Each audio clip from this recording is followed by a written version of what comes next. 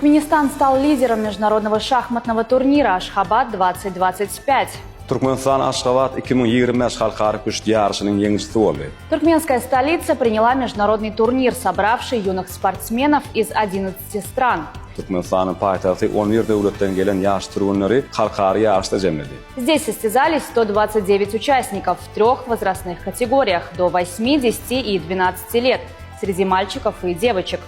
Турнир включал соревнования по рапиду и блицу. Bu yerdə 8, 10 və 12 yaşdan kiçik oğlanlar kemli qıyılan arasında 129 atnaşı bəyatlaşdılar.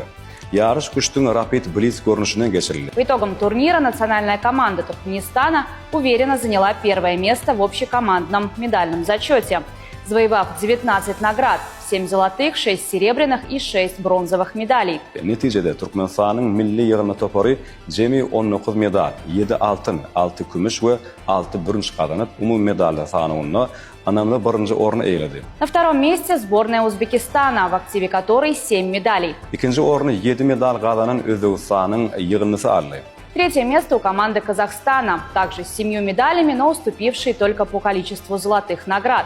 Üçüncü yerde olsa Kazakistan'ın toparı yerleşti. Olamam 7 medalı var. Yani 6 medalların sanı oyuncusu bir baslanacak aşağıda oldu. Успешное выступление туркменских шахматистов – это результат системной подготовки, профессиональной работы тренерского штаба и наличия всех необходимых условий в нашей стране для развития спорта. Türkmen kuşçularının üstünlüklü çıkışları bu iyilikleri tayarlığın, təlim toparın güçlü bekbinin iyisinin hem de yurdumuzda sportun ötme için dürüdülün ähli zirur mümkünçülüklerin bardığının neticesidir. Видно, что здесь занимаются с детьми, спортсменами, передают опыт ведущие спортсмены Туркменистана. На спорт и на учебу у вас вообще много вложений. Мне так нравится, когда вот уделяет много на спорт детишкам и на учебу.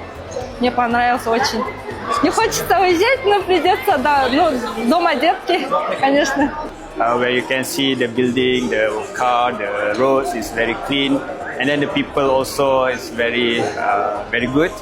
They welcome us very much, so I feel very at home.